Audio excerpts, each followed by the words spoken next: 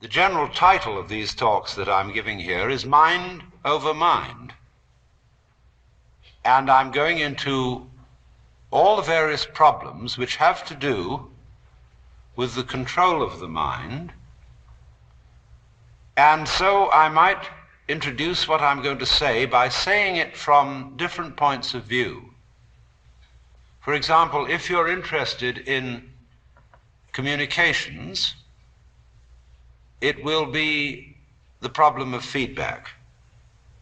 Or if I may put it in theological terms, how does man follow the will of God if the will of man is perverse?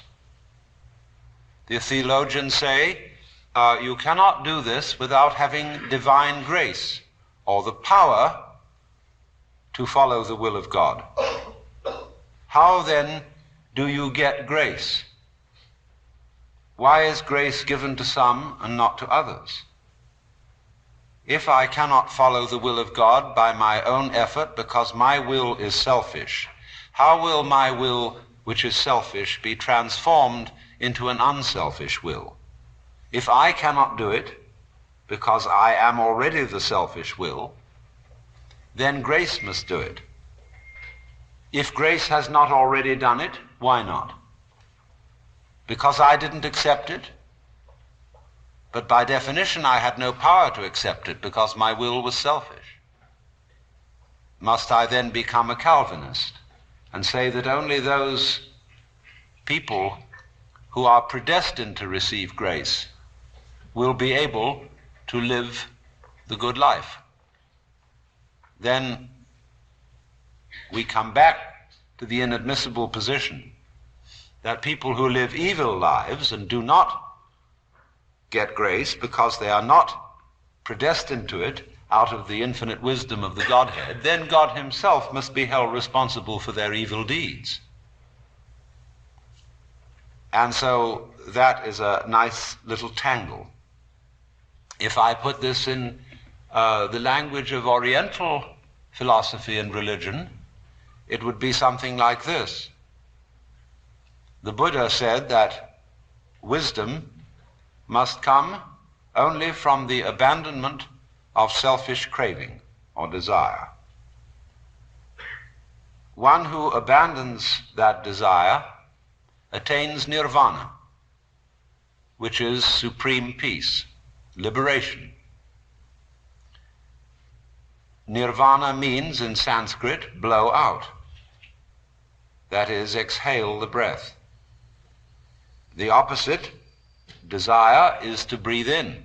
Now, if you breathe in and hold it, you lose your breath. But if you breathe out, it comes back to you. So the principle here is, if you want life, don't cling to it. Let go. But the problem is, if I desire not to desire, is that not already desire? How can I desire not to desire? How can I surrender myself when myself is precisely an urge to hold on, to cling to life, to continue to survive? I can see rationally that by clinging to myself, I may strangle myself. I may be like a person who has a bad habit, as a result of which he is committing suicide. And he knows that, but can't give it up, because the means of death are so sweet. So it all comes down to this basic question, that human beings have for a long, long time been concerned about transforming their minds. Is there any way in which one's mind can be transformed? Or is it simply a process which is nothing more than a vicious circle? I could ask, why have you come here this afternoon? What were you looking for? Would it be too presumptuous of me to say that you were looking for help? That you hoped you would hear somebody who had something to say that would be of help and relevance